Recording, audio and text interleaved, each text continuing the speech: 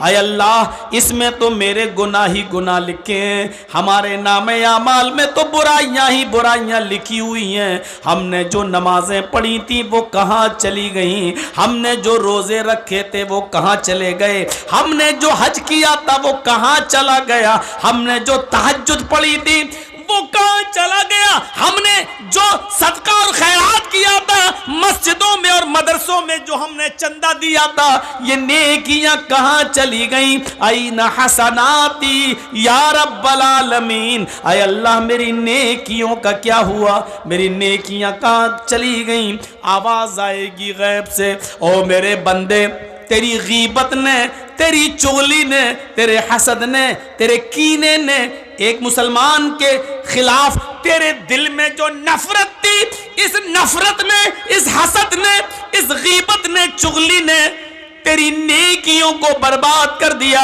तेरी नेकियों को खत्म कर दिया। अब तेरे नामे आमाल में नेकियां नाम की कोई चीज नहीं रही। तू अपने मुसलमान भाई से जला करता था, हसद किया करता था, उसको परेशान किया करता था, उसके खिलाफ षड्यंत्र रचा करता था, पीठ के पीछे उसकी गीबत किया करता था। तेरी गीबत ने, चुगली ने, हसद ने, कीने ने, बुग़्ज़ ने, इनाद ने तेरी दुश्मनी को खत्म, तेरी नेकियों को खत्म कर दिया है। अब हमारे पास तेरे नामे आमाल में सिवाय गुनाहों के और कोई चीज नहीं। ये गीबत, ये चुगली, ये हसद, ये कीना, ये बुग़्ज़, ये इनाद, ये दुश्मनी, एक दूसरे से ये नफरत इतनी बुरी चीज़ है कि ये हमारी नमाज़ों को ख़त्म कर देती है, हमारे रोज़े को बर्बाद कर देती है, हमारी इबादतों को चौपट कर देती है। हम नमाज पढ़ रहे हैं लेकिन बाहर निकल के आए अपने भाई की गीबत करते हैं, ये नमाज हमारी ख़त्म कर दी जाती है, सवाब से हमें महरूम कर दिया जाता है। ईमानदारी के साथ बताइए हमारे समाज में ये बुराई चल रही है कि नहीं चल रही है, ये आम हो चुका है या नहीं हो चुका है। कुरान पढ़िए, इन्नमल मुअमिनून इख्वा फअस्लिहू बैन अखवैकुम। ये दो चीज़ें हो गई।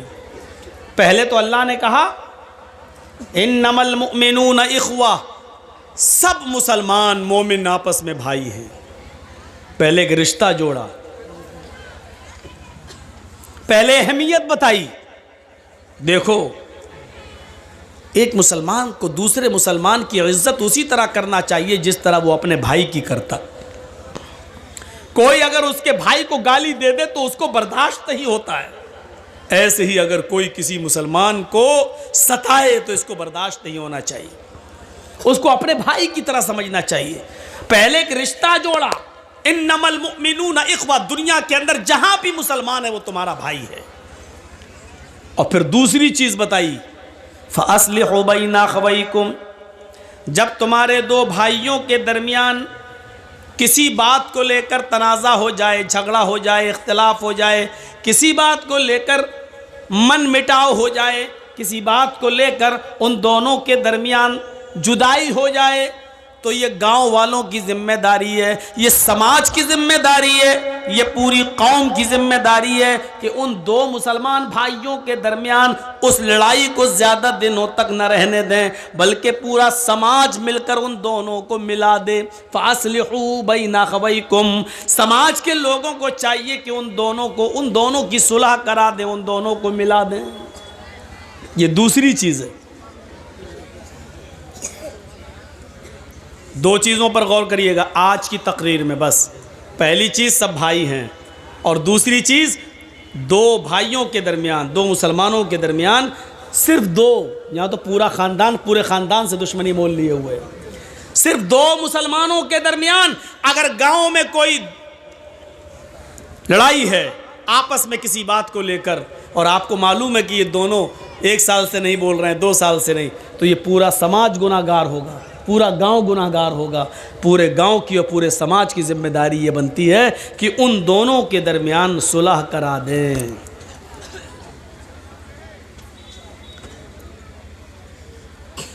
सुलह कराने के लिए एक हुक्म और दिया है।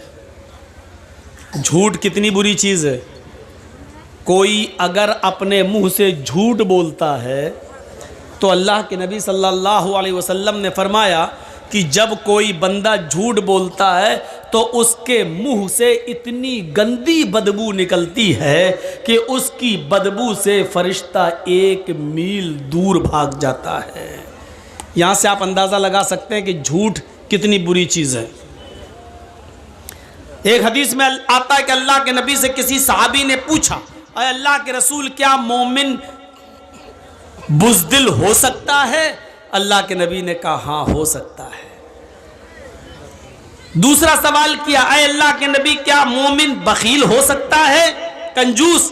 आपने कहा हाँ, हो सकता है उसने पैसा ज़्यादा कमा लिया हो और अल्लाह की राह में ज़्यादा खर्च ना करे, कंजूस हो सकता है, बखील हो सकता है, मालो दौलत की मोहब्बत उसके दिल में आ सकती है, हो सकता है। देखो भाई, जिसको निकलना हो जल्दी निकल जाओ, अभी मैं इजाज़त दे रहा हूँ, अभी निकल जाओ, चलो। तो छोटा सा देखिए, अभी वहाँ जाके क्या करेगा, इसकी तो शादी भी नहीं हुई है।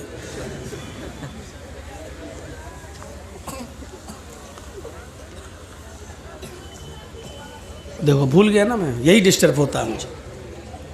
तो मैं अर्ज ये कर रहा था कि वो झूठ कितना बुरा है कि अल्लाह के नबी ने कहा कि हाँ, मोमिन बखील भी हो सकता है, मालो दौलत की मोहब्बत उसको आ सकती है, बुज़दिल भी हो सकता है, बखील भी हो सकता है।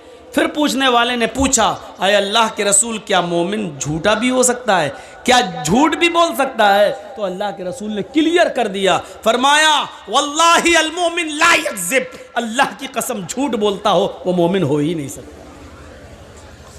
मोमिन और झूठ, मुसलमान और झूठ, ये 2 अलग अलग चीजें हैं। मुसलमान और झूठ नहीं, मुसलमान में बुज़दिली आ सकती है, मैदान जंग में लड़ रहा है, काफिरों से लड़ रहा है, देखा ये बहुत ज़्यादा भारी पड़ रहे हैं, नहीं हमें मार डालेंगे, पीठ फेरी, चुपचाप से भाग गए मैदान छोड़कर। हालांकि ये भी गुनाह है, नहीं भागना है मैदान जंग में से, चाहे मौत ही आ जाए, लेकिन पीठ दिखा के नहीं भागना, ये भी गुनाह है। लेकिन अल्लाह के रसूल ने कहा इसकी वजह से आपको ईमान से निकाला नहीं जाएगा। गुनाह है लेकिन मोमिन रहोगे, उसका गुनाह तुम्हें पड़ेगा। मालो दौलत की मोहब्बत है, साहब आपने 1000 कमाया, दे दो ना 100 रुपये आज मदरसे को, नहीं साहब 50 ले लो, नहीं, बखीली आ सकती है। मालो दौलत की मोहब्बत आपको घर कर सकती है, लेकिन इसकी वजह से आपको ईमान से खारिज नहीं किया जा सकता है, आप मोमिन रहेंगे। लेकिन फिर पूछा क्या मोमिन झूठा भी हो सकता है? तो अल्लाह के रसूल चौंक गए और यक बैक बोले, बैक वक्त नहीं, मोमिन के अंदर झूठ की सिफत पैदा नहीं हो सकती, जो झूठ बोले वो मोमिन नहीं। लेकिन यहां अल्लाह के नबी क्या कह रहे हैं, अगर 2 मुसलमान आपस में लड़ जाएं और उन दोनों में 3 दिन से ज्यादा नफरत भर जाए, 3 दिन से ज्यादा वो गुफ्तगू नहीं कर रहे हो, तो समाज मोहल्ले के लोगों को चाहिए कि उनमें सुलह कराई जाए। अगर सुलह कराने में मेहनत कर रहे हैं और सुलह नहीं हो रही है, ये लोग आपस में एक नहीं हो रहे हैं, 1000 कोशिशें करने के बावजूद भी 2 मुसलमान भाई आपस में एक नहीं हो रहे हैं, लेकिन आपको मालूम है कि झूठ अगर बोला जाए तो ये एक हो जाएंगे।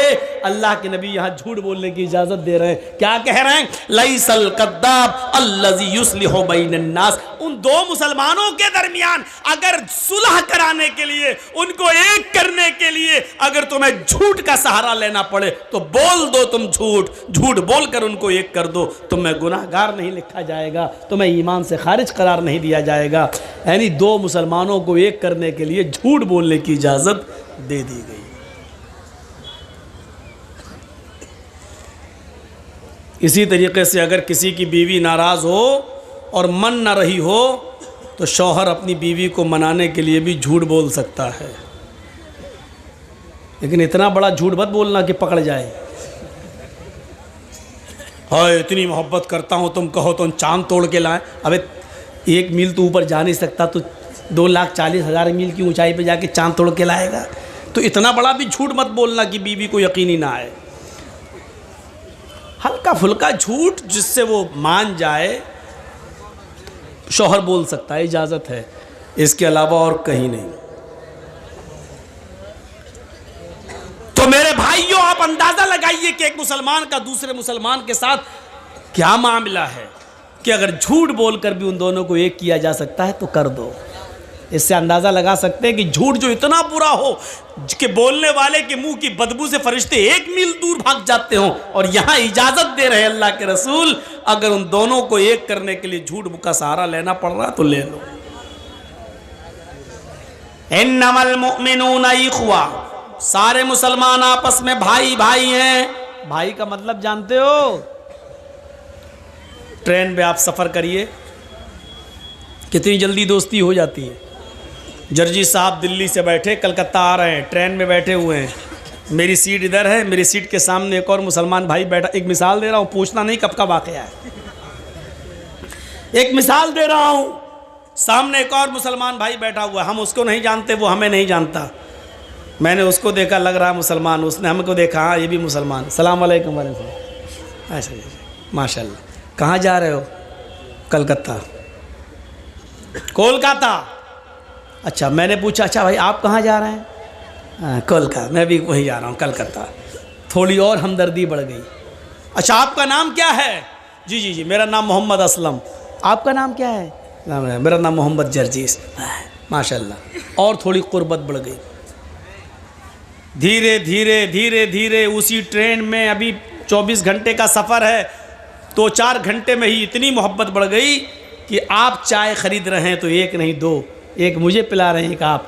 मैं कोई चीज़ ख़रीद रहा हूँ तो आपको दे रहा हूँ, एक आप एक मैं। थोड़ी और कुर्बत बढ़ी। अच्छा कहाँ जाओगे? कोलकाता में मडिया बुरुज। आप कहाँ जाएंगे? अरे साहब मैं भी वहीं जा रहा हूँ। लीजिए, और कुर्बत बढ़ गई।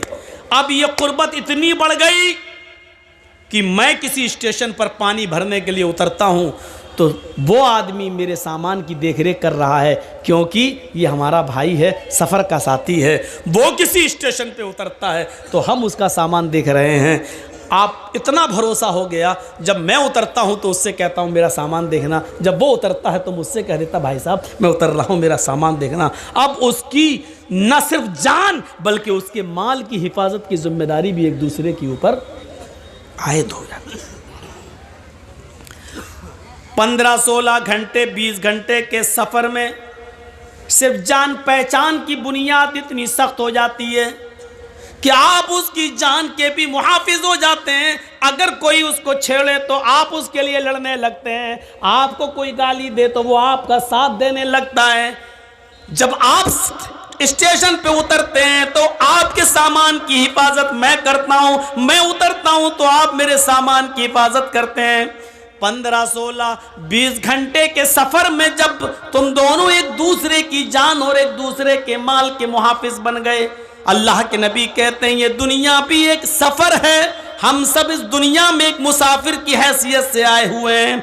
इस दुनिया में हम सब सफर कर रहे हैं। ओ लोगों, चंद घंटों की मुलाकात में जब तुम एक दूसरे की जान के और माल के मुहाफिज रक्षक हो गए हो तो जिंदगी के सफर में भी एक इंसान का, एक मुसलमान का की जान और एक मुसलमान का माल दूसरे मुसलमान के ऊपर हराम है।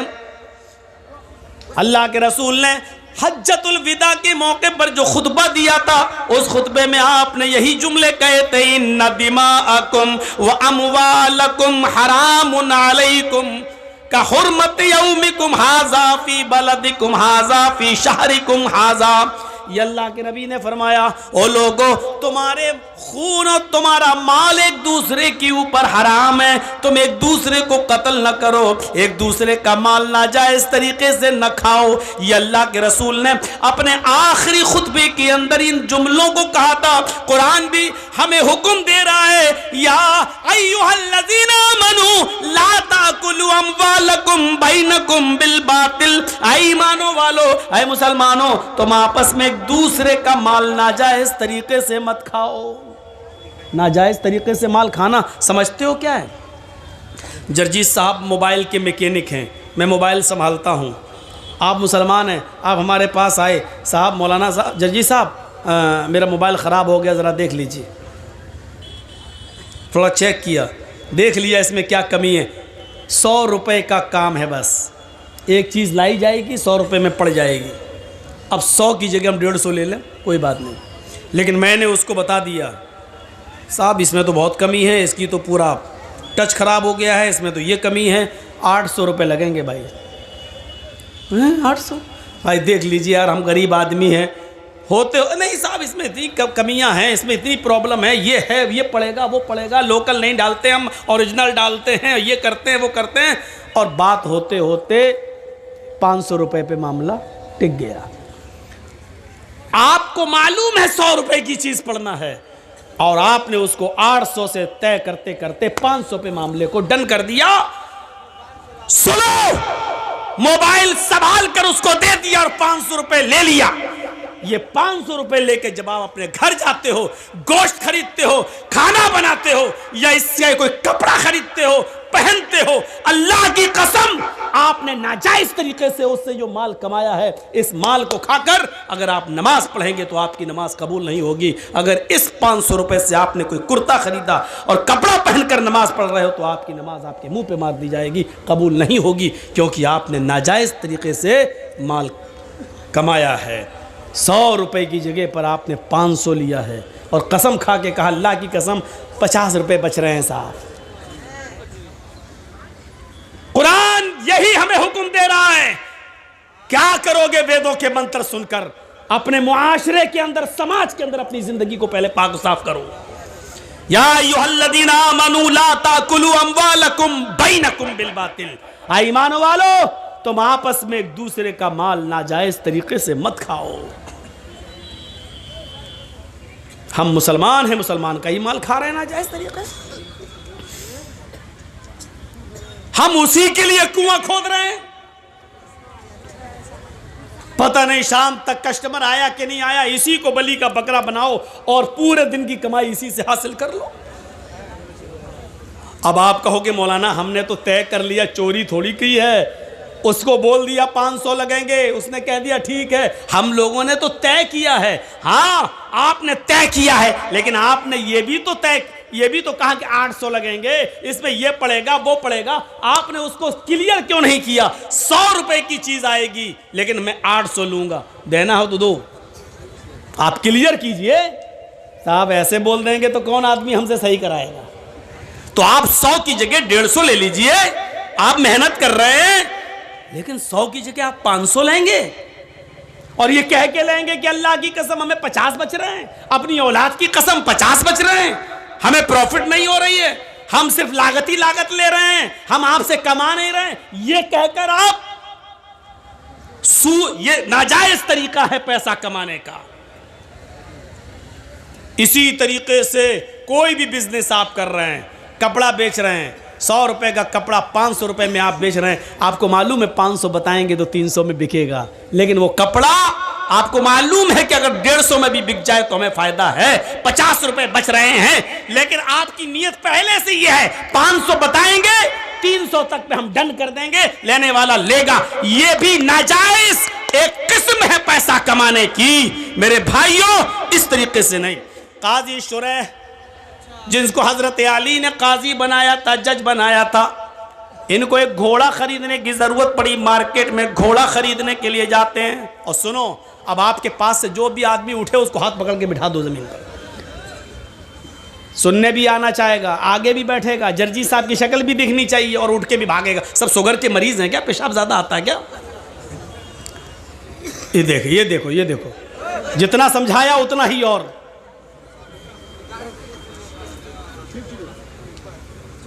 नहीं समझा रहा हूं तो और सीना जो मेरे सब मोदी बन रहे हैं। नहीं मानूंगा बात, अपने मन की बात। यहीं बैठे रहना, अब जाना नहीं कहीं। ज्यादा तेज आ रहा क्या? तो जाओ जाओ जाओ, चलो जल्दी जाओ। इतनी जल्दी कमर में लग गया? अभी तो काम ही नहीं लियो कमर वाला।